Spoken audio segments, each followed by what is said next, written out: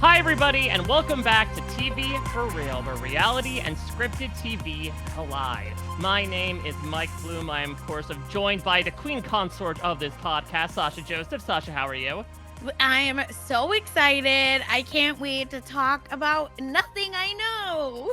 You know nothing, Sasha Joseph, and we figured out before this podcast that you did not understand that reference, but we're here to fill you in as we are talking this week on TV for Real about House of the Dragon. Came back for season 2, much anticipated, very copiously talked about in the days since, and certainly for weeks to come. But today, we're talking about it with a very special guest. Of course, again, TV for Real.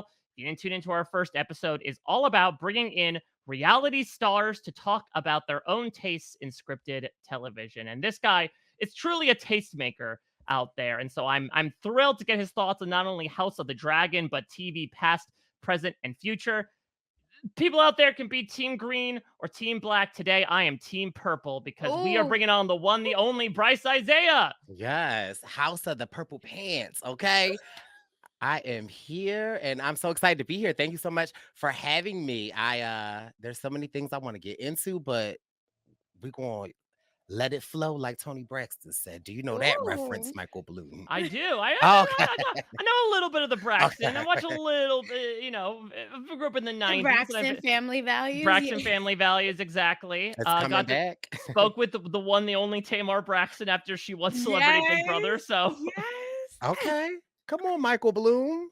that's like the limit. That's the thing though about like growing up in the 90s. It's so interesting because I feel like I, just as a random suburban white kid, had so many touchstones with Black culture without even realizing it. Like the Disney Channel I was raised by the Maori siblings of like Tia and Tamara and Taj Maori. There were Okay. Keenan and Kel, my brother and me. Like there were all these random shows that were just Did you on watch My Cousin Skeeter? Oh, the. yes. I watched my Oh, cousin So Skeeter. okay. good. Because I was about to ask for that card if you ain't know your cousin No. Skeeter. Oh, I know Skeeter. Like Oh. that theme song, low key slaps. But also, why was he a puppet? And why was nobody else not a puppet? That just made it was so good because I feel like in Black families, we all had that cousin that That was a puppet. No, God, that I think you just you because just it's don't very much Indian families too. because you just be like, okay, sometimes it's an uncle, sometimes it's an auntie, but you just you don't ask no question. Correct. I really, in my heart, know what you mean. Yes. Did they need to bring that formula back? They say that comedies are dead. Should they bring back sitcoms where one of them is a puppet, but nobody acknowledges the fact that they're a puppet? I wouldn't be mad at it. Ugh, I love that for us. Are there like shows like this, Bryce, that you really feel you grew up on Oh, and they're like formative for you? of course, right? Because although I didn't grow up in the 90s. I grew up in the 2000 eras. Yes, course. true. I'm a Very, little very young 16-year-old on this l- podcast. little younger than y'all, but there are Yeah. definitely in my mind shows that like are staples for me. They're like random and weird, and some of them like in today's society are like a little problematic, but I love them, right? So for me, like Sister Sister, Mm, Mm.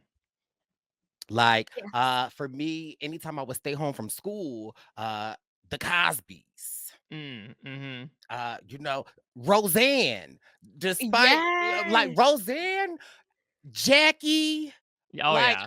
I like when I watch the reruns of Roseanne, sometimes I don't think that I give how funny Aunt Jackie was. Like, That's the thing. It's like, listen, Roseanne Barr can be have a lot of understandable labels thrown at her. She did help like enable us to figure out who Laurie Metcalf is, which is like a blessing in and of itself. Yes. I think we all grew up to be like low key Aunt Jackie. I think that's why now watching back, you're like, oh, right. I get her now. It me. Yes, no, I really am the Aunt Jackie because I don't got no kids. I'm not married. I just barge over to my siblings' house. So I really am Aunt Jackie. Uh, there are so many shows like that kind of like didn't really get their just dues, but like Family Mm, Matters. Mm, Yes.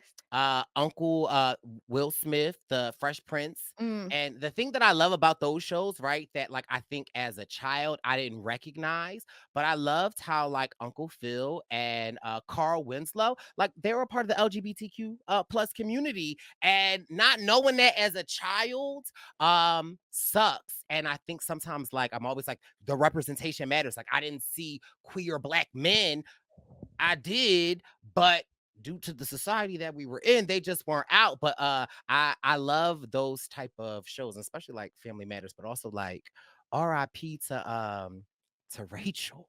Not Rachel, what was the sister on Family Matters? Like after season 3, they just Rudy. oh, They just Judy, Oh, Judy, Judy yes, Judy, they Winslow, just yes. Judy cut her Winslow. out. Yeah, yeah, yeah. Like That's she the that has to be the funniest thing, right, about sitcoms growing up. Even in India, they were doing this. They would Really? just like change the character. Not sorry, they would change the actor, and you just have to vibe out that oh, this person either has been written out of the script or it's a completely new character. Or in India, it would be the same people playing the kids.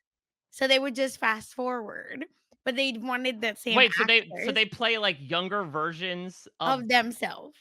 so they would just be like in the younger version of their clothes and like their hair flipped. Oh my god. Like all this lady named Ikta Kapoor, all her like TV shows started with the K cuz her last name is with the K. So all of them had the same people playing the characters and it was the same family drama and then they just fast forward like 50 years and oh no, now the son is the same guy that was the actor playing the dad that died. Wait, was that like in her contract that every show she was in had to begin with a K?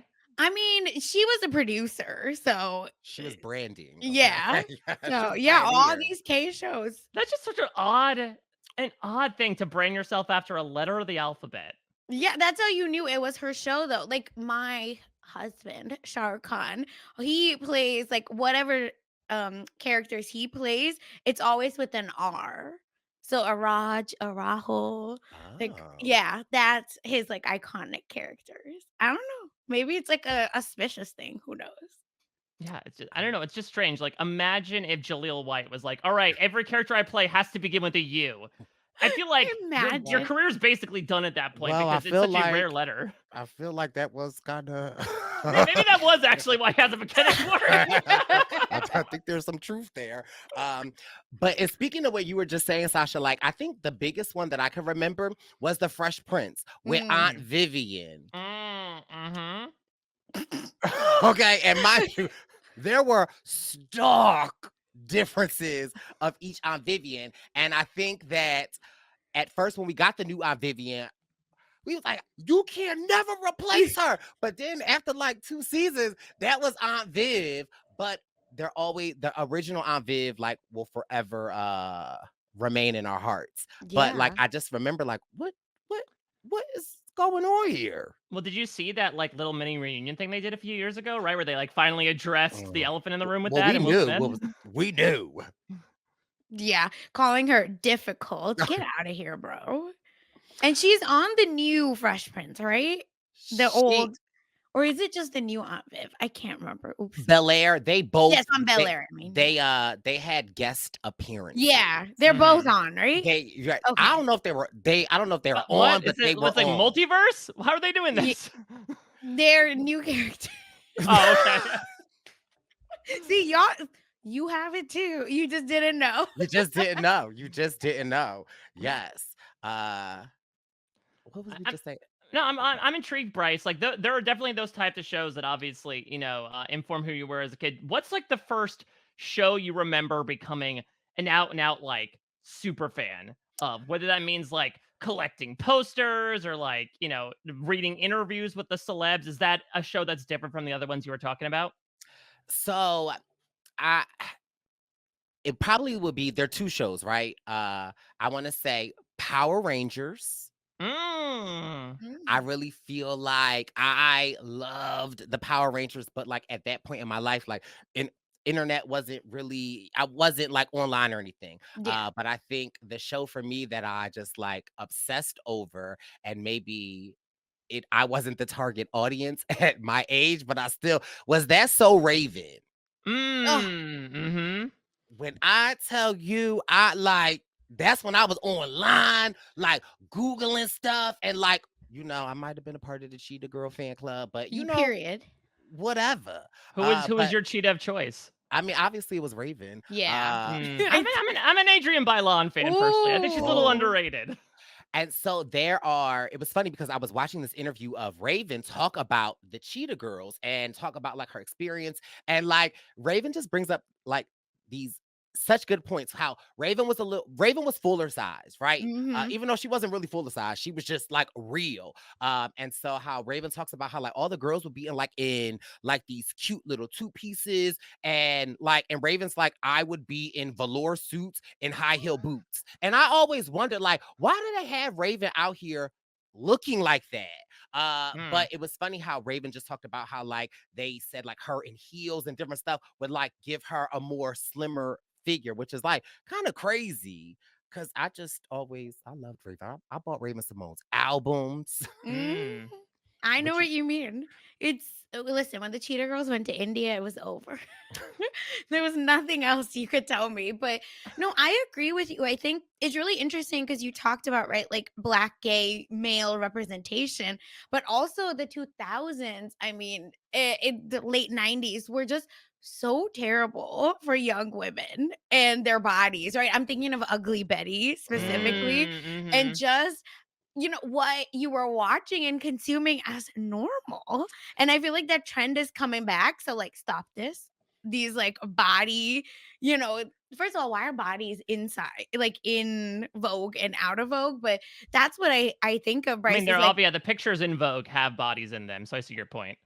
barely. Uh but either way, it's really interesting that we were seeing Raven. And I think Raven is like one of the ones, Bryce, where everyone, right, was into That's Oh So yeah. Raven, Oh right? yeah. Like, yeah, I feel like I think I just moved here from India, or maybe like I said, I can't remember if I watched it in India or here, but it was like on always and so good. And seeing someone just normal sized on your Right. TV, you weren't like, oh my God, this is outrageous. You're just like, okay, that's Raven and she's her.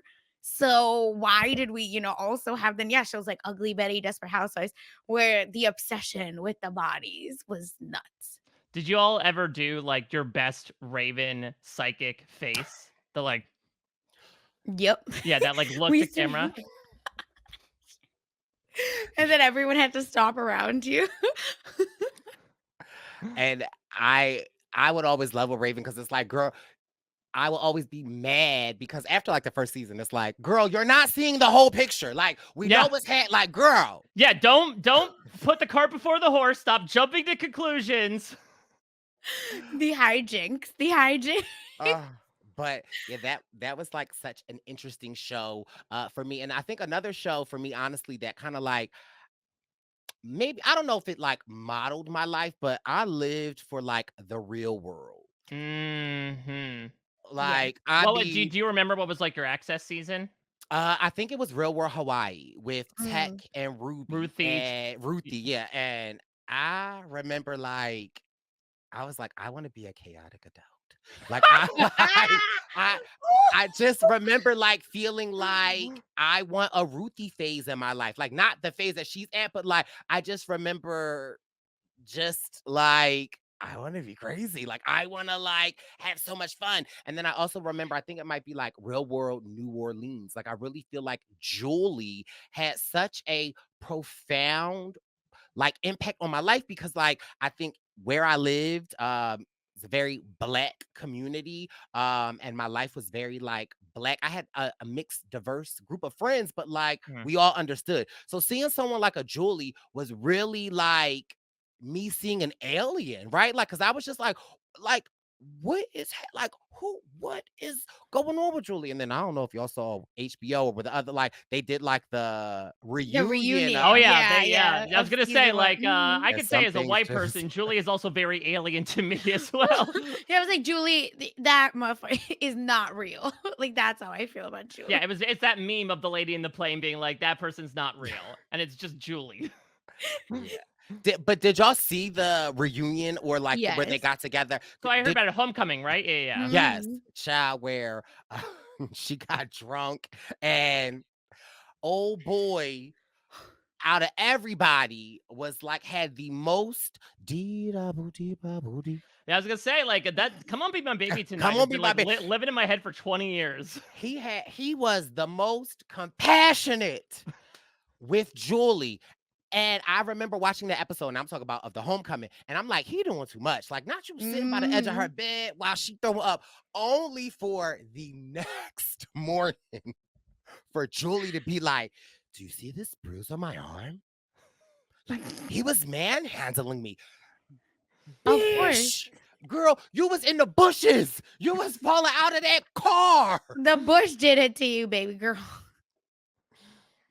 Yeah. No, she was fighting the elements and thought it was that man. And he was trying to save her. Don't Good. save her. She don't want She to don't be want to saved. be, and she did not want to be saved.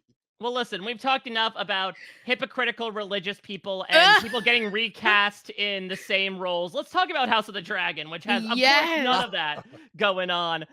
Bryce, your knowledge and love of the world of Westeros has expanded far beyond the walls of this podcast. But just for the uninitiated, give me your thoughts about Game of Thrones, about House of the Dragon. What makes you love it so much? I love period pieces. I think I got into Game of Thrones, I want to say around season 3. This is around the era of my life where I was like, I'm binge watching is fun. And I had just binge watched Sons of Anarchy. And my friend was like, I think you would like Game of Thrones. It's a little mystical, it's a little, and baby, episode 1, season 1, and they killed my man. Like I was in like just seeing episode 1 and then being able to kind of like go along each season after season 3, and the anticipation is really an abusive relationship though if we think about it. Like when I watched last night, I watched with Derek Frazier, and Derek and I were like, why do we do this stuff? Why do we do this to each other, right? Like we Mhm. are so hyped to watch the episode 1, and then it's like, but we know it's only 6 more episodes, and then we about to be waiting 2.5 years for another episode. I'm like, why are we on this abusive cycle of these shows? But mind you, sign me up, okay? Because I'm in for it. Don't let Yeah, me it's, start it's, it's about an this. addiction to a certain extent, right? Like you get that quick fix for 8 weeks, and then you're like in withdrawal for the next 2 years. And then by the time you come back around, you're like, okay, I completely forgot what happened the last time I used. Let me try again. Right. Mhm. And I feel like I'm in school because last night's episode, like, first of all, I watched very intensely the first episode. I had roundtable discussions with my family and friends Oh, after your each small episode. council. Did you have My your small, balls? yes, Were your balls out? well, the Not this ball, podcast. not the boss is Well, always I was gonna say, I was gonna set it up that I think this podcast is the equivalent of like when all of Aegon's like goons were hanging around on the throne, just kind of shooting the shit. That's the tone of this podcast, Sasha. Oh my god. But I will never be one of his goons. You won't be an Just Aegon? so. And mind you, I ain't even that mad at Aegon, no, yeah, right? he's dumb. I don't care. Dummies can dummy. He ain't even won it. He was running from Yeah. it, right? And why I even like Aegon is his little goons. I like the fact that he was like, I just want my best friends. Like, because when they introduced him and they was like, the metropolis or the metropolis, I was like, what the hell is a metropolis? And however he Magnanimous. showed up here. Metropolis. Mitch, I'm looking at my notes. Yeah, must be true. What do I know? I bet you Aegon's like, yes, we must get my friends T-Bone and Right. Wedgie in there. Like, these are all these bros. Blood and cheese. Like, Yeah, what are these names, Yeah, bro? this dude has been slumming around in Flea Bottom, doing God knows what until he was like given a big boy job. But I don't want to carry the point too further because Sasha, you have before, as of like a month ago, never seen a skosh, an ounce of anything set in the continent of Westeros. When we were trying to maybe do a bit of a different figure for this podcast, you had dove into it and you stuck with it and you watched through all 10 episodes. And last night, I just need to hear your thoughts on this. This, to Bryce's point, like incredible yet incredibly effed up land. So I think the best way I can explain the impact of House of the Dragon. Yeah, I have never seen Game of Thrones. I don't know that I'm gonna watch it because these fans be like, "Oh, you're so lucky you didn't watch it." Remember? Yes. So maybe I keep it that way. But it had me Googling, what do people look like after incest? Because I cannot, because when I tell you, the Hamburg jaw is real. Mm-hmm. Look it up, everyone. Because I am a Royals like fan. Like I'm Indian, right? Like we were colonized by the British. It's very much interesting to me. And I love to hate on them. So anything royal in that way is exciting and I'm in it and I like a good family tree, blah, blah, blah. Fine. But why do they all look so good? It was just really throwing me off. So that unfortunately, I'm very much focused on the love story and the lack of them. And why are we marrying these our uncles? You gotta keep the bloodline strong, girl. I don't think it's Don't say strong. strong. Don't say Wow. strong. We watched season 1. Strong's not a good word to use with these kids. I unfortunately think that, yeah, bless their hearts. That's all I'll say. But it's just, I have been very intrigued by this season. I liked House of the Dragon season 1. I don't know nothing about nothing. I just know who I like and who I hate. And that's it. Okay, well then let's expound on that. Who do you like? Because that's the thing is I feel like not to go back to the reality TV comparison, but it's kind of the way that I watch like The Challenge, and I just started watching Vanderpump Rules. Of like, Oh, it's less so about welcome. who I like and more so about who I dislike the least in that particular moment. Is how I figure out who to root for in this cast. Correct. Correct. No, That's a fair yeah. I am team black, obviously. I will literally girl boss, gatekeep, gaslight whoever I need to make sure that team black is on top. What do you mean war crime? There's no war crime. I don't see her. She's not in the room with me. Okay. I will, yeah. Okay. It's over. It's over for green. Yeah. But so you haven't watched Game of Thrones, right? No. So you have to know that the evil team, like they're going kind of like they're not going to Yeah, win, yeah, yeah. but like they're going to rule. But here's my thing, right? Like I'm all day, every day. Don't even have nothing to do with House of Dragons. I'm Team Black, but Yeah. right. And so also, hi everybody that's listening. If you're new to me, I'm real bad with names. But I think my descriptiveness Mhm. kind of is on target. So go with me on the descriptiveness. This is the But Game of Thrones. Is trying to figure out who Bryce is Yes. speaking about when he yes. throws out his nicknames. So Rhaenyra. Rhaenyra. Rhaenyra. Very close. Okay. There is a Rhaenys. So There you is a sort of Rhaenys. merge them together. Right. I and only know everyone's like family tree. I don't know any of their names. So So yes, I'm with you. the the daddy's girl who should be Yes. on the throne, right? Like I Mhm. love her character. Obviously, I'm rooting for her. She reminds me of like Khaleesi. Like I love her. But this is my issue with the book and where we're at. It's giving a Tyler Perry movie. Like, why does sis have to be beat, and beaten down? Like, I am ready for her to what's up? And I don't please stop me because I'm about to jump all over the place.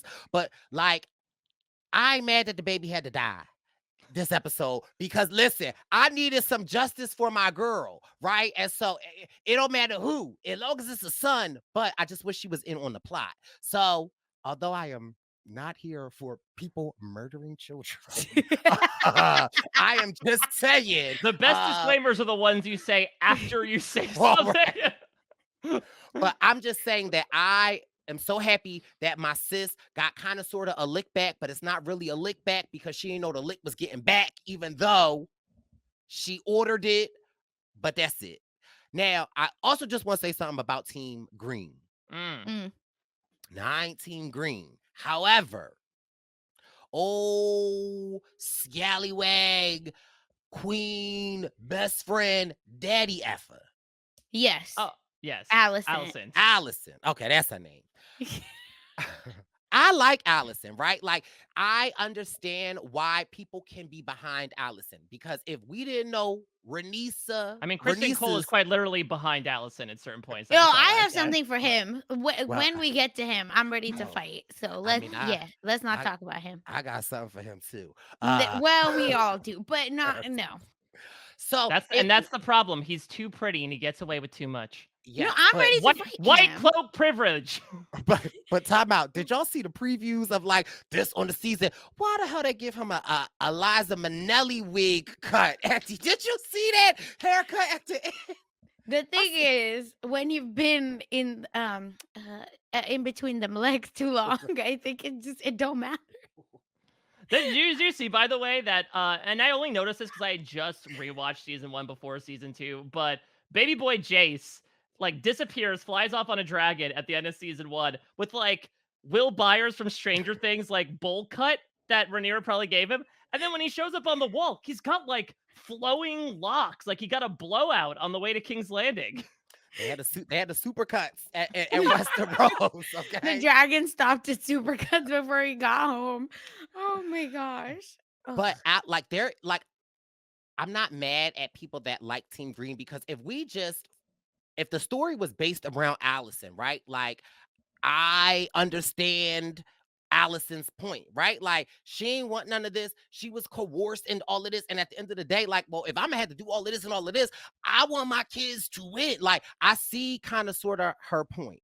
But I also feel like the House of Dragons just kind of sort of reminds me of what is wrong with the world today. And it's men. Because if the ladies would have just talked.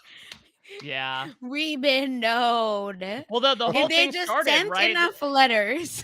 It all started back in the day because Viserys like broke tradition, right? And was like, oh, well, I'm going to give this to my daughter instead of my brother. And then everyone was up in arms and it just slowly unraveled from there. I'm curious, Sasha, when I was talking to you about the show like a month ago, I said that this had big Housewives vibes, especially with the whole like Team Green versus Team Black. Did that hold up for you upon watching the show? Yes, it's for sure the talls and the smalls from Real Housewives of Atlanta. If you know, you know. Yes. That's all I can think of. But it's just, for me, I love a good villain. That's why I think my number one is Otto Hightower. Like the He's dad. your number one? Yes. He's crazy, and I think he is amazing. He's so smart. He played everyone, and he wins. I don't care what anyone says. His daughter, puppet. Okay. The Sir Kristen loser, puppet of the puppet. How embarrassing. Cousin Skeeter would be so embarrassed. And then he's the cousin Skeeter of the show. Imagine if they just cast him as a puppet and nobody else, and like that stuff from last night. I would die. I would actually lose it. So that's why, to me, it's like, I love a good character, and Otto Hightower has been playing the long game, and we didn't even know. Imagine him on a reality TV show. Everyone's getting voted out, and Otto Hightower is winning the game. I don't care. Otto Hightower, if we change lanes, same reality TV, if we think Love and Hip Hop, Otto gives me Kirk vibes. How dare you? He does, though. I mean, listen, why?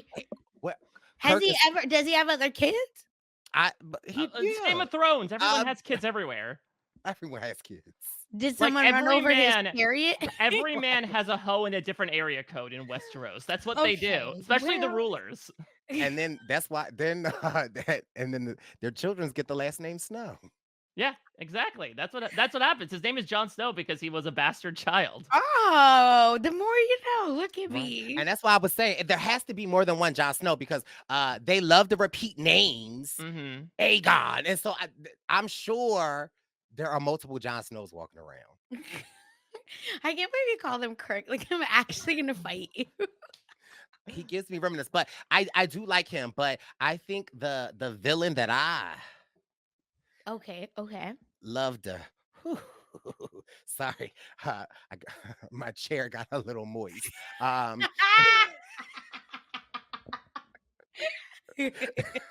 Because there's two of them. It's the uncle and the nephew. Damon. Dad is the uncle of the baby. Yeah, I want to hear your thoughts on Damon, because there's this thing where like from what I've been seeing in the fandom, he's like a little Teflon, where it's like this man did just order the death of a toddler, but like, oh, I love him. He's such a bad boy. He knows who he is. I mean, listen, Kirk and Rashida. Rashida ain't want nothing to do with that other baby. No, But I listen, okay, connect the dots. no. Um, I okay, so first of all, I'm just too excited, right? I just need to calm down, right? Oh, Because please, like no. I'm just this is just my wheelhouse. I just don't know all the names and stuff. One, I love the theme in House of Dragons. It's this brother theme, right? Hmm. Because we constantly see it again. We saw it season one with Damon and the King. And we are kind of sort of seeing it again in Team Green with, and I don't know their name. I just know younger and older. So we got Yes. Aegon and we have Aemond is the one with And the Left Eye. the Aemon. the Yeah. the hot topic one with the eye patch. I just keep calling him Left Eye, and Yeah. that's so terrible. Oh boy, well he might end up So like I Left do. Eye by the end of this. But so those are the villains that I love. Like I love Left Eye and I love Damon. They And are the same person, and you cannot tell me otherwise. they absolutely are. Yeah, and then And there's even a moment in season one where like they just kind of look at each other. Now, granted, it's a little bit tougher with Aemon, but they're just kind of like sup. Like they kind of give nods to each other of like, yeah, you're just as effed up as I am, and we It's both the see the world the same way. Spider-Man. They're the yeah, Spider-Man that meme to Spider-Man me. meme. Yes. My God, Oh, and man. that scene, I And think, their names, I was told by the Twitters that it's anagrams of each other. Hmm. So yeah, Yeah, I mean, they're the literally, you same. just take the D and put it at the front, which I think Well, is what Brice wants to do okay, with Damon right now. choo choo. No, no, No, not no. at least you're not muddying the not bloodline. run a loot train on the I'm, Targaryens. I'm going to purify the lie. Exactly. I'm trying to save it. My JSY profile said that. Let me dilute your gene pool. 'Cause as a Jew of color, it was really hard to date. And Ashkenazi anyway. Yeah. Ooh. But I do feel like look, I just am replaying that sentence over in my head. Mhm, mhm. I'm telling you, I'm very interested. Like, why do people do this? I Anyway. do think Left Eye is going to the villain that you love, Hightower. They're gonna clash heads. Oh yeah. Well, that's the thing is like you talk about Otto being at the height of his power, but like this is the guy who gives a confessional in the beginning of a Survivor episode, being like, "I'm in the perfect place right now. My daughter's the queen. I'm the hand of the king. We got this war won, and nothing can go wrong." And then you have Aemond, who absolutely is someone that is a bit of a know-it-all and thinks like, "Okay, we shouldn't be doing this. We should actually be doing this." It's especially with Kristen Cole on his side, like, and especially because Allison doesn't necessarily see eye to eye with her dad at the moment, that I think he might be falling from a proverbial or maybe a literal high tower at some point. I think his days. I'm not read ahead. I Yeah, don't. I don't know shit, but like anything. I feel like his days might be numbered because he's. I mean that's what Laris Strong, right, the Creepo Depot Mm. said as well to Aegon. Like, listen, it's not good for your brand. They're kind of keeping this old fogey in your cabinet. He one thing about I know about Otto, he gonna make it work. Okay? You come for him. Don't come for him rather, unless he sends for you. That So is true. And he knows a lot. Like I think yes. like if only his aspirations were in the right realm. Like, like Mm. you just first of all, you're pimping your daughter out, essentially to be the queen. But like I just feel like I just keep thinking of that scene where Aegon was at like the council and he was like, "So, can I have my goat park?" And he's like, "Yeah, you can have your goat." And I like how he just approached you. If we give everybody their goat back, that's the issue. The dragons got to eat. He's like, "We can just film that." He like, "We have to give everybody their goat back," and then he just. And then the other guy came and asked another question, and he like. Then he was like, "You know what? I ain't even gonna do it this time." And just sit back. Like I do love his wisdom, and I do, although I don't like his character, I do love any hand to the king. Like I Mhm. just love the position of the hand of the king because it's Yes. really like they're the king. Correct. Chief of staff. They Right. run the position. Mm. We know it. That's why he's exciting to me. Like the man was banished, right? Last Yeah. season. Yeah. How he came back and he's the most important man in that whole room. Be serious, everyone. Otto has got it going on. Well, on the other side, we gotta talk about Kristen Cole here because this man, every time I think he can't be further the worst, the hole has no limit to the bottom. Oh, As well, he just keeps digging deeper and deeper and exploring other people's shout holes. out Allison. Yeah, exactly. And I get it. Like that's part of the character, right? Is that he's a hypocrite, that he was in love with Rhaenyra and was like, "Run away with me. I have an idyllic setting we'll go to in Dorne where we'll sell apples and not be royals anymore." But then he sort of became disillusioned and was like, "Okay, well, that cherry was popped, so I might as well pick from the tree, in a manner of speaking." And so that's what he's indulging in Mm-mm. right now. A big old helping a cherry pie night after night. Bryce can go first because I have many. Okay, I have many too. But when I saw that scene, because I'm gonna just address that, and I'm so happy the episode answered it. Because I was just like, because I do love a good period piece, Mm, and we do know that um some of the people had not learned cleanliness. They had to get it from the people of color, right? And so when I had seen that scene, I was just like, I wonder what the hygiene is like at that point in time. But we also saw He's Allison getting committed. we also saw Allison getting in the bath. So I was like, okay. But have you ever heard of the song "Where Do Broken Hearts Oh yeah. Go? Can they find their way back home?" This is why I have a little compassion for him, because homeboy, what heart was broken. He was on his way out to go sell apples.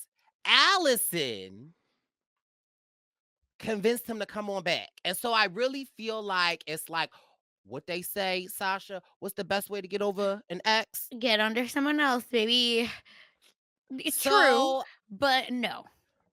He is dead ass wrong. Here's the thing, right? Here's my thing. Okay, everyone, walk with me, please. okay. This guy is the nice guy trademark, if you know what I mean. Okay. Mhm.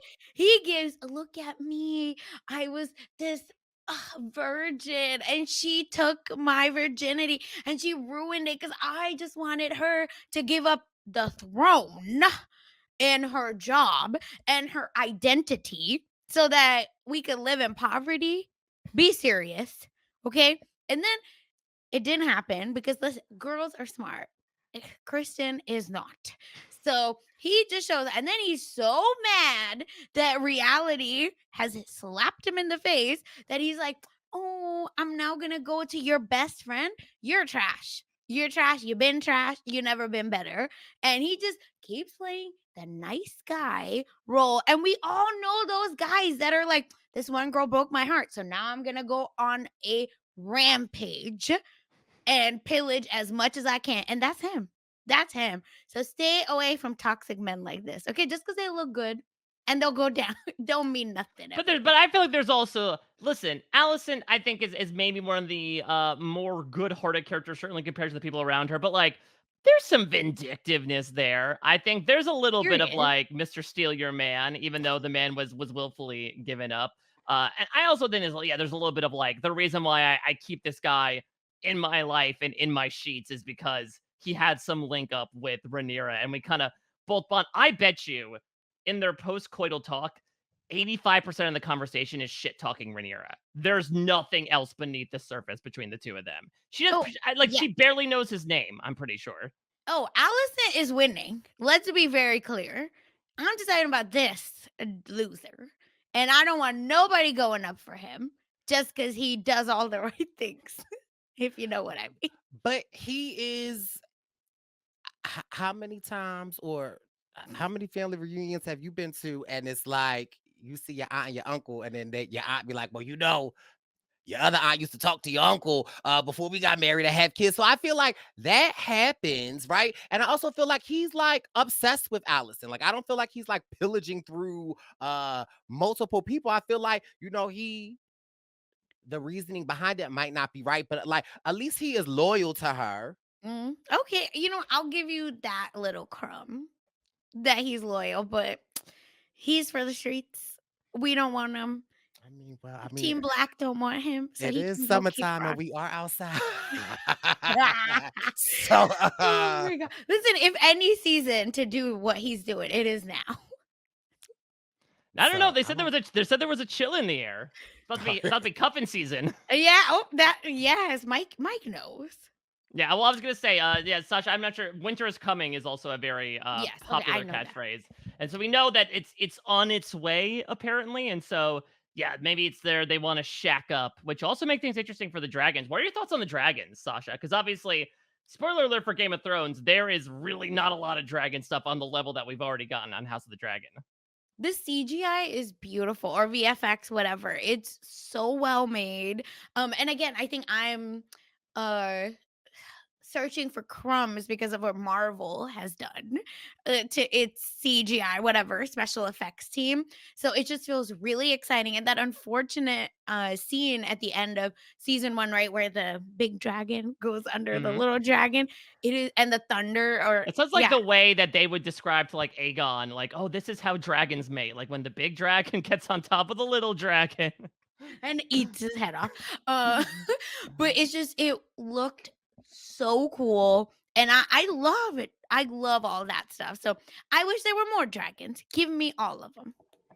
yeah, I agree. I think I was a little disappointed in the lack of variety of dragons that we got to see in season 1. Mhm. But I do love the dragons, and I love the fact that like they don't make it a huge storyline, but I think when you read like some of the books, like they essentially say it's a myth that they believe that they can control the dragons because they can't control the dragons. And even if we see the scene of last season when Vagar, did what he did, we saw that Amos wasn't really trying to do that. That or what's his name? Amos? Amen. It's Oh, close. Amos. Famous. But the thing is, Amos. Famous. I think I'd look at him a completely different way, honestly, if his name was Amos. I think so too. That's how I look at him though. Oh my But God. they can't. I like the fact that the dragons have their own personalities and they do their own things. And the dragons have emotions. They mourn. Like we see Mm. a dragon mourn. Here with Rhaenyra last season when the old girl died, we saw the dragons mourn. So I love the fact that the dragons have personalities, and although they think that they're riding the dragon really is riding you. What I find so fun as well is the way that, especially like Team Green talks about the dragons. It's like it's their pimped out rides, right? Like it seems that Eamon has like the Escalade that has like the chrome rims and everything. That he got it gifted from his late aunt, and he's the one driving it in, just being like, I listen, I'll take care of it. I've got the ride. Don't worry. But see, the issue is what does Amos have? Escalade? Mm-hmm. But the problem is, if it's 2024, he is driving his aunt's 1993 Escalade. So, and the gas guzzlers, because yeah, it's the biggest and meanest, but that dragon is old and weather. You saw all the holes in the Mm-hmm. like Vagar is an old lady. Yeah. So this is my question. Thank you for bringing this up. How do we know all of their history? Did I just miss that episode? No, no, yeah, there wasn't like a deleted Okay, scene or cool. anything. No, it's just like I'll throw a lot of context clues, and also it's tough to. You have to remember like the dragon with the rider, right? Like Got Aemon, it. Aemon Okay. Damus has Vagar. I think Rhaenyra has Cyrax. Aegon has Stormfire, Sunfire. Like you kind of just got to link with it because yeah, if you're just kind of watching it blindly, they all do kind of look generically dark hued. That it's tough to pick it apart. Yeah. And you Oh, can yes. only ride one dragon in your lifetime. And Oh, it's like the dragon Twilight where you have to Yeah, whatever. surprisingly, the most Share. monogamous relationship in Westeros is between a human and a dragon. and Listen, the dragon Donkey has to pick knows. you. Yeah, Donkey knows a dragon will mess you up if you don't do that. That makes sense. But how do we? Because I've been seeing on Twitter people like, "Well, Vagar has PTSD." Blah blah blah. How? Who told me this? Where did I learn that she has PTSD and that don't mess with her, and that's why she attacked because you bucked her and she bucked back? That's all book stuff, God, I Sasha. think. I mean, Okay. listen, you're a fan of Marvel, so you understand that Yeah. like there's fans of the adaptation and fans of the source material. This is probably more closely tied because obviously George R. R. Martin, who wrote it and is still Hmm. writing and will keep writing, hopefully, is not necessarily completely linked to the show. But what's also interesting about this particular book that it's based on is that Fire and Blood is a history book, but it's like a history book that's mainly done through gossip, where it's like, oh, so I heard this is what happened behind closed doors. It's like the Bible because there's like 3 different versions, right? Yeah. Where Hmm. it's like the 3 different that's when I found that out, I thought it was like so interesting because it's like, well, where the hell is the truth? So this is an oral history, right? This is literally like Well, yeah, Kristen fables. Cole can give you oral history. Well, And we don't want it. Bye. um, when Rhaenyra found the dragon wing, was I the only one that was cracking up when like at all of the people was like, "Oh, look, it's a dragon wing!" And then Rhaenyra and the dragon came down, and they all were running like, "Oh, it's a dragon!" I was cracking. I think my favorite thing about God. Westeros is like following all the rank and file citizens. These poor people. I mean, remember last time when they went to the coronation and then a whole ass dragon burst out from the floor? So many people died. And because they just all got corralled into one place, like they didn't even choose to attend it. You had all these big brutes going to be like, all right, everyone, you better get in there or bust your head in. And then they die as a result of it. I just love it because I know this is supposed to be like a serious show, right? Like people, kids are dying, but it's so unserious at times. Like the Blood and Cheese, those two guys that are wanting to kill. First of all, why is your name Blood and Cheese? That's the craziest thing I ever heard in my life.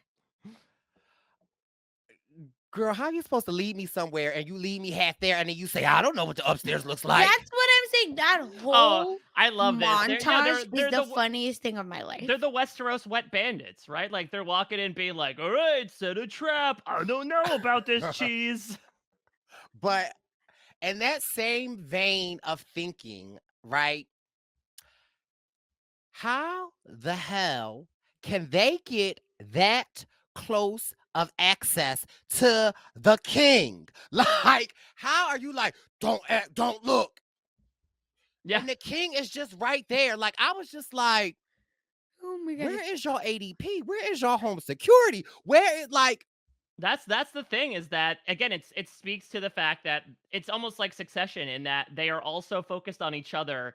Basically, anyone else who is in the room is like a background character. Is Yeah. like wallpaper, is furniture, where it's like, all you need to do is walk in there. You could have a fully loaded shotgun and you could walk into the palace. You'd be like, oh, I have to catch rats. Or like, oh, that's a reasonable explanation. And you look poor. Please go upstairs yes. to where the children sleep.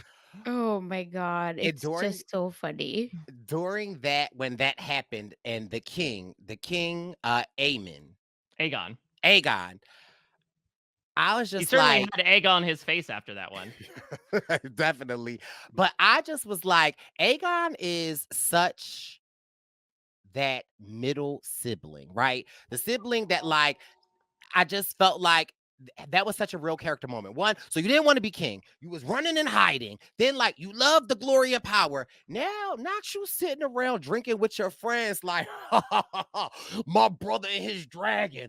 I could send them anywhere I want them to go. Like, I'm like, you really are the lowest person on the totem pole, and you talking all Mhm. that like I thought that was so funny. I was laughing at so many laughable and just relatable points, like i.e.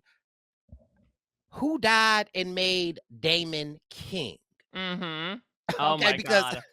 I not love that I love that he got his ass. That's the thing about Rhaenys, who is the older woman with the white hairs. Like she does not give a shit. This is a woman who has been passed over for the throne beforehand, and so I think has just been living a life of I think relative pleasantries. Like she's fine hanging out with the sea snake, but still at the same time, I think she feels so checked out that she's like, I don't care about anything that's happening. As Damon mentioned, when she burst out of that floor and killed all those poor people, she could have just gobbled up Aegon right then and there. But she's like, honestly, I am right here at the precipice, and I do not care. I need to Mhm. go right now. Y'all deal with your thing. I'm gonna go patrol the seas, I guess, until the end of my life. She said, get somebody else to do it. Excuse me, can you take this photo for me? Get somebody else to do it. Just wild. And also, it's like, Damon, not you telling her what she about to do. She, if anybody, should be sitting on the throne overseeing the kingdom. But I forgot she couldn't because she was a woman. Okay. No, apparently love does that to you. Brotherly love or cousin love or husband love. It doesn't matter. What it can all be the same thing. Yep. Ew. It's so weird. What is this show? It's wild. Never mind. I love it. Ooh. Well, Wow. I'm intrigued, Sasha. When they started the season last night on the wall, did that do anything for you? Because I'm intrigued to see how much like fan service it was for fans of Game of Thrones. Yeah, I saw people were freaking out. They're like, "Oh my god, the Raven is here. This is happening." That, and I said, "Raven, like from Big Brother? What's going No, on?" Raven Simone, she showed up. Yeah, Yeah, she saw it. Well, actually, it's very funny because Sasha, Winter there is a is character coming. called the Three-Eyed Raven who can see See, into the future. there we go. that's so Raven. It's the White Walkers I can see. Yeah. I I was freaking out the wall. I also love, even though they're not really related, I also like to be like, oh, there's a Stark descendant. Like he's the great, great, great, great, great, great, great, great grandfather of Ned Stark. But that's just No, No, this yeah. is exciting. This is so cool to hear. And it's also nice to just have a change in scenery as well, right? Because the North, even in the middle of summer, is always cold and it's always snowy. So it's just also a good, because the way that Game of Thrones always used to open was like a giant map of all the places that they were at. And we don't get this anymore. We did get now in this season that, even House of the Dragon's going to Threads, it seems, because we have this little tapestry thing. Though I liked it a lot better than like blood flowing through random pieces of metal. This worked a lot better for me than, though again, I think it pales in comparison to the Game of Thrones opening. Mm-hmm. Well, Yeah. let's spin a different yarn here because I'm intrigued. Brice, outside of House of the Dragon, is there any other show you're watching right now that you love that you want to talk about? we done talk House of the Dragon because No, If you tell have us fair thoughts, go what ahead. you want. why they always keep ignoring my good sister married to her brother? Because Helena. Helena. Helena. Helena. Because she be telling y'all and y'all don't be listening because she mentioned the rats. Yeah. And clearly she wasn't talking to rats, she was talking the stream of rats of like, yeah, she was predicting stuff and they was messing with her. But Maybe it's because they got burned by her, like That's So Raven. She said, like, oh, one time this thing will happen, and there was out of context, and so they said they'll never listen to her again. No, bless her heart. That is another character I feel, that's how I feel watching House of the Dragon, where I'm like, well, what's going on here? Because this is way more important, I think. And then everyone else is like, no, don't worry. It's not important at Until all. it becomes really important, Exactly. like her son gets slaughtered. Exactly. So I did see that in the book, it turns out that there are two sons, and she Mhm. has to pick one to kill, and then they kill the other one, right. Yeah. and then tell the son, "Well, your mom wanted you dead." Which, like, listen, I'll admit I didn't have a great time last night. Not a great way to end my Father's Day, considering that I saw a boy that's fairly close in age to my own son get his head cut off. But from what I've been told, it could have been so much worse were I more literate of a person. Yep. Yeah, I'm glad I didn't read it. There's no way. I fast forwarded it. The noise was freaking me out. So two other controversial things happened Yes. that we have to talk about. Well, one, I just want to talk about my emotional scene that literally had me crying. Oh, When he came back from the wall, the brother, oh and yeah. he like, and I don't know why, but get a little emotional now.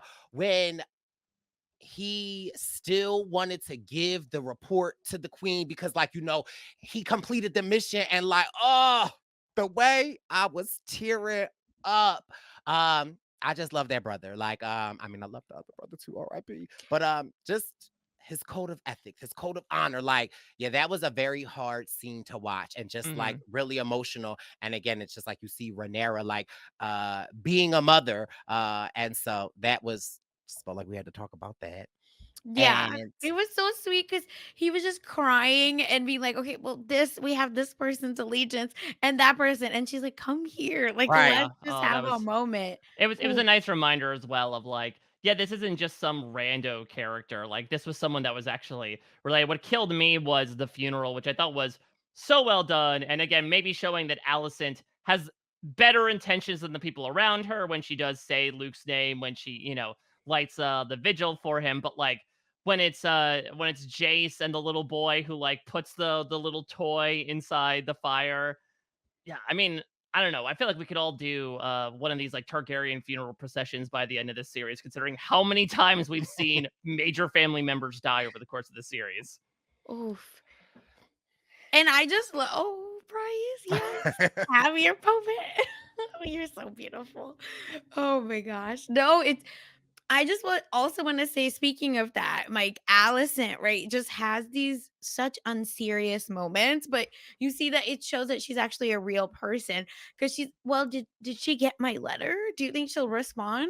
And then that man is like to the death of her An, son. an apology for a dead son? No, I'm pretty sure she left it on red. And then she's like, will the eye go back in? Can we fix it?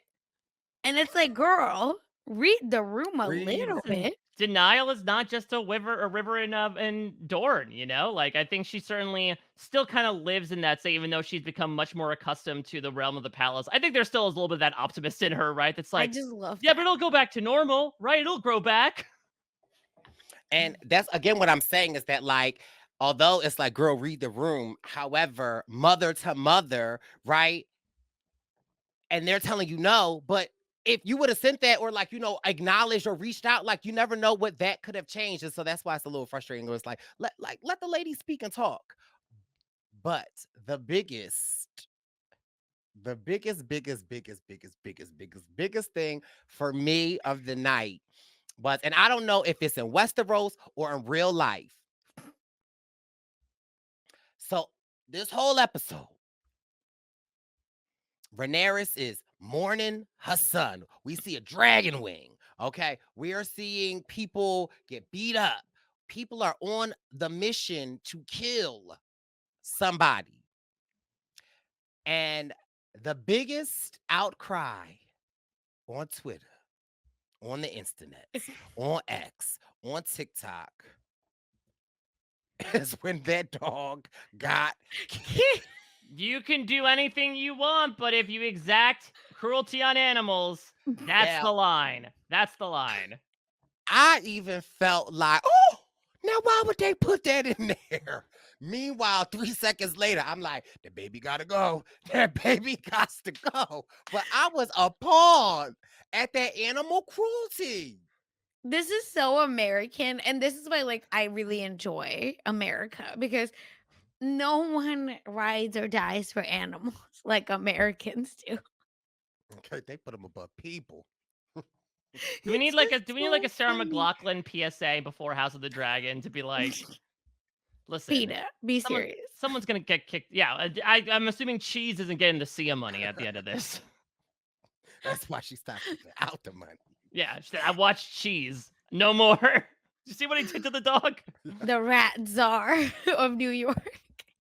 Uh, my last qualm of the night Ooh. was there are so many scenes that had candles in them that I really felt like they needed to be blown out. Like, like no, because like especially the scene when it's Amos in the night, Kristen, who yeah. Kristen and the grandfather come.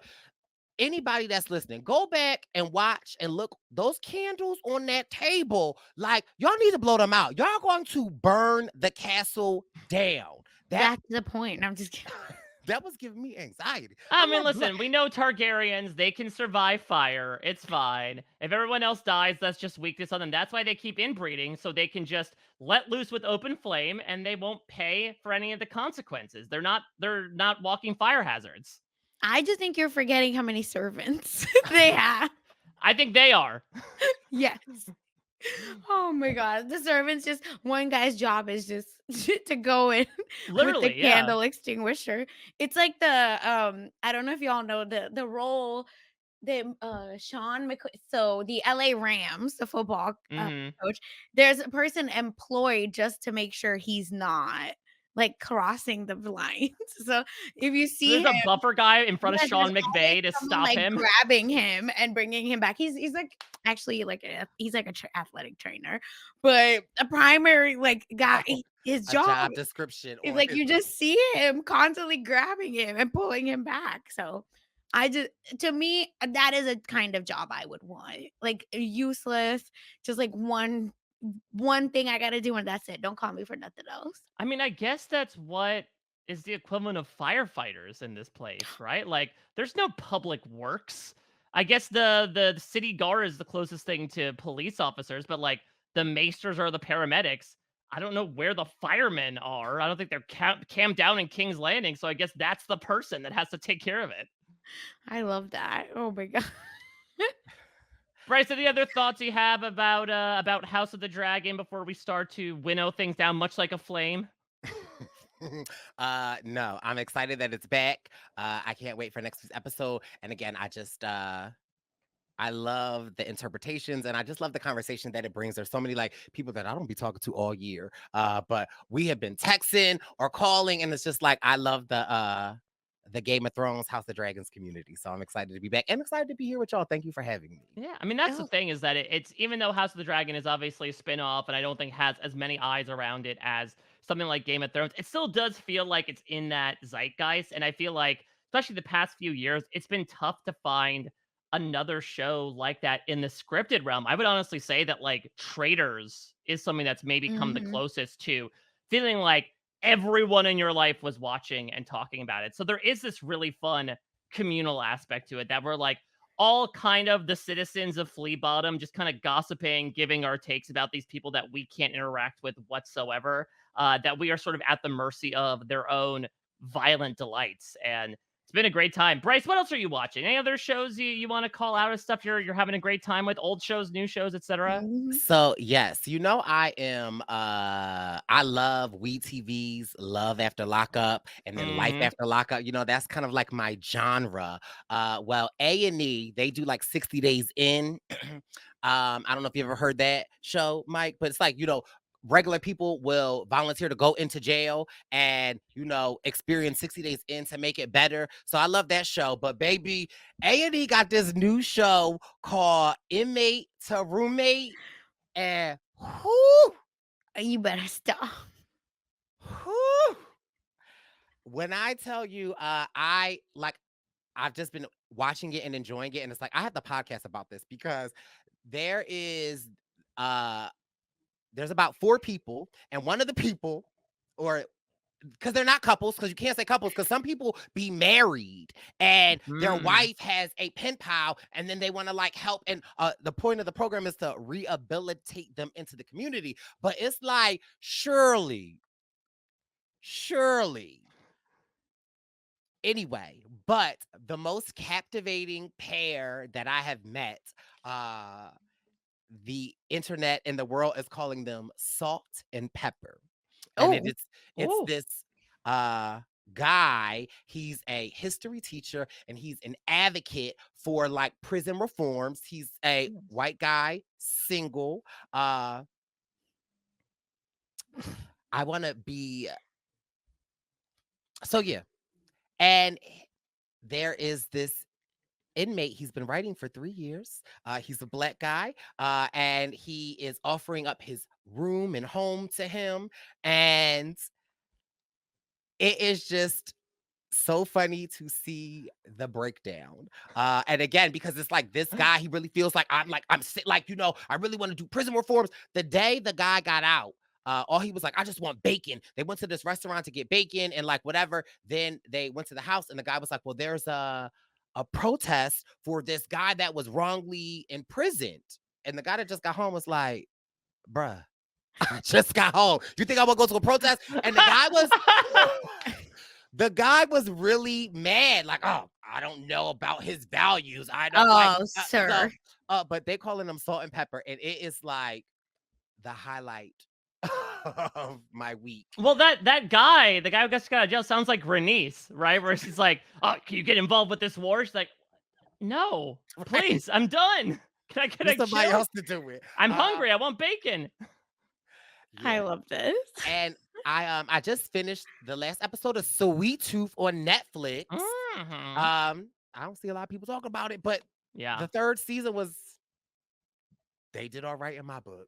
And it's the last season, right? It's over now? It's the last season. And I enjoy all 3 of the seasons. But I definitely enjoyed season 3 the most, I have to say. Okay, well, going out on a high note, and hopefully Yeah. this podcast did as well.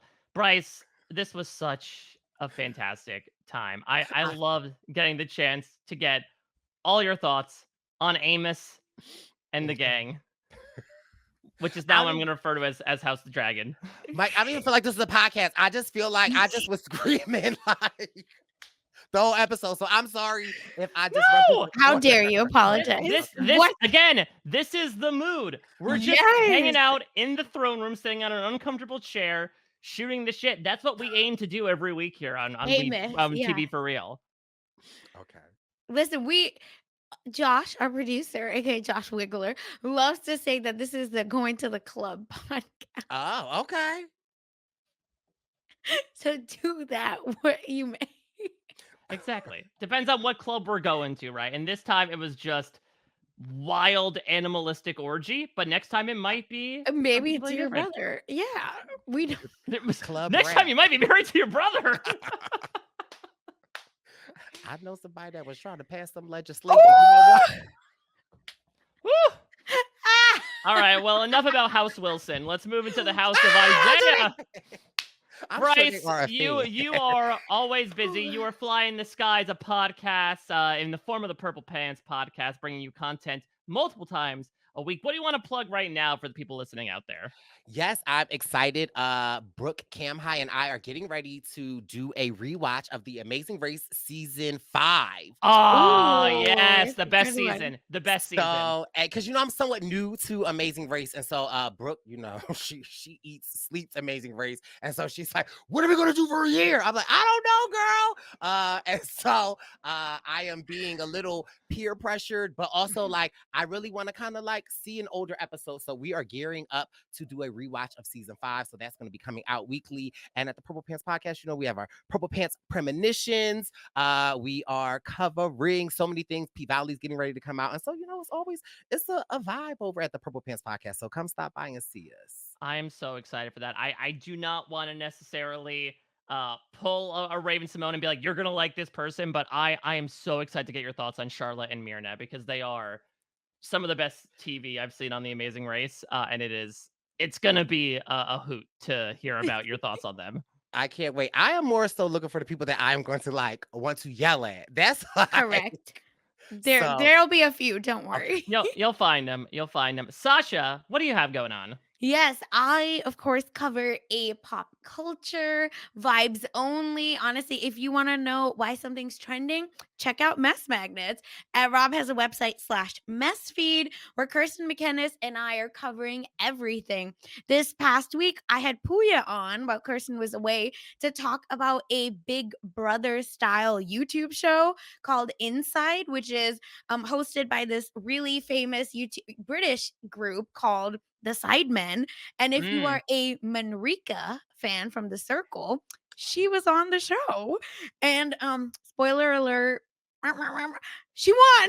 Oh, Oh. I thought you said womp womp, like, oh, she No, lost. no, and I was like, drum roll. I don't know what I was doing. But anyway, so you should check that out because Puya and I were very excited to talk about it. So check that out on Mess Magnets. And speaking of other YouTube shows, I don't know. I guess this is my genre now.